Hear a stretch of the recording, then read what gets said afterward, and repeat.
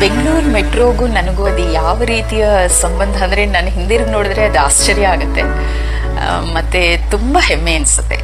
ಒಂದು ದಿವಸ ನನಗೊಂದು ಕರೆ ಬಂತು. ಈಗ ಖಂಡಿತ ಒಂದು 10 ವರ್ಷದ ಹಿಂದೆನೇ ಆಗಿರ್ಬೋದು, 10-12 ವರ್ಷದ ಹಿಂದೆ. ನಿಮ್ಮ ಒಂದು ವಾಯ್ಸ್ ಬೇಕು. ಯಾವುದಕ್ಕೆ? ಮೆಟ್ರೋಗೆ. ಆಮೇಲೆ ಏನು ಇದು ಅಂತ ಹೇಳಿದಾಗ ನಿಮ್ದು ಒಂದು ವಾಯ್ಸ್ ಸ್ಯಾಂಪಲ್ ಕೊಡಿ ಅಂತ. ನಿಜ ಹೇಳ್ಬೇಕಂದ್ರೆ ವಾಯ್ಸ್ ಸ್ಯಾಂಪಲ್ ಎಲ್ಲ ಕೊಡಬೇಕು ಆ ಥರ ಅದೆಲ್ಲ ಏನೂ ಗೊತ್ತಿರಲಿಲ್ಲ. ನನಗೆ ಇನ್ನೂ ಚೆನ್ನಾಗಿ ಜ್ಞಾಪಕ ಇದೆ. ಇಂಗ್ಲಿಷ್ ಪತ್ರಿಕೆ, ಕನ್ನಡ ಪತ್ರಿಕೆ ಇಟ್ಕೊಂಡು ಒಂದೊಂದು ಪ್ಯಾರಾಗ್ರಾಫ್ ಓದ್ಬಿಟ್ಟು ರೆಕಾರ್ಡ್ ಮಾಡಿ ನಾನು ಕಳಿಸಿದ್ದೀನಿ. ಆಮೇಲೆ ನನಗೆ ಫೋನ್ ಮಾಡಿ ಹೇಳಿದ್ರು, ಅಂದರೆ ಅಲ್ಲಿ ಒಂದು ಚೆನ್ನೈನಲ್ಲಿ ಆಗ ಇದೆಲ್ಲ ನಿರ್ಧಾರ ತಗೊಂಡಿದ್ದಂತೆ. ಅಲ್ಲಿ ಅವರು ಈ ವಾಯ್ಸ್ ಇರಲಿ ಅಂತ ನನ್ನ ವಾಯ್ಸ್ನ ಸೆಲೆಕ್ಟ್ ಮಾಡಿದ್ರು. ಆಮೇಲೆ ನನಗೊಂದು ಮೇಲ್ ಕಳಿಸಿದ್ರು, ಈ ಥರ ನಿಮ್ಮ ವಾಯ್ಸ್ ಸೆಲೆಕ್ಟ್ ಆಗಿದೆ, ಈ ಥರ ನೀವು ಒಂದು ಕಾಂಟ್ರಾಕ್ಟಿಗೆ ಸೈನ್ ಹಾಕಬೇಕು.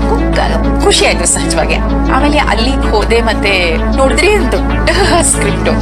ಅಲ್ಲಿ ನಮ್ಮ ಬಡಾವಣೆಗಳ ಹೆಸರೆಲ್ಲ ಇದೆ, ಜಯನಗರ್, ಏನೋ ಈಗ ಏನೇನು ಬರುತ್ತೆ, ಬಾಗಿಲನ್ನು ತೆರೆದು, ಇದೆಲ್ಲ ಹೆಂಗೆ, ಇದೆಲ್ಲ ಯಾಕೆ?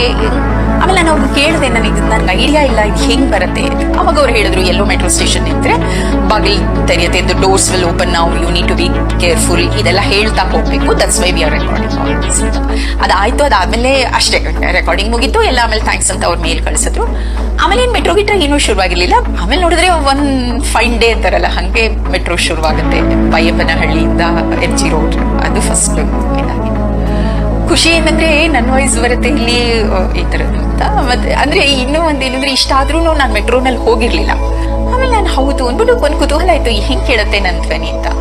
ಒಂದು ದೀಪಾವಳಿ ದಿವಸ ಇವತ್ತು ಮೆಟ್ರೋಲ್ ಜಾಸ್ತಿ ರಶ್ ಇರಲ್ಲ ಅಂತ ನಮ್ಮ ಮನೆಯವರೆಲ್ಲ ಇದು ಮಾಡಿ MG ರೋಡ್ ತನಕ ಹೋಗಿ, ಬನಶಂಕರಿಯಿಂದ MG ರೋಡ್ ತನಕ ಹೋಗಿ, MG ರೋಡಿಂದ ಬೈಯಪ್ಪನಹಳ್ಳಿ ಮೆಟ್ರೋ ಪ್ರಯಾಣ ಹೆಂಗಿರುತ್ತೆ ಮತ್ತೆ ನನ್ನ ಧ್ವನಿ ಹೆಂಗ್ ಕೇಳುತ್ತೆ ಅಂತಾನೆ ಹೋದ್ವಿ.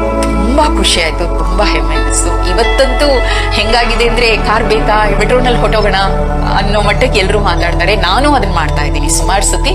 ಸೊ ಇಂಥ ಮೆಟ್ರೋ ಜೊತೆ ನಾನು ಧ್ವನಿಯಾಗಿದ್ದೀನಿ ಅನ್ನೋದೇ ನನಗೆ ತುಂಬಾ ಖುಷಿ.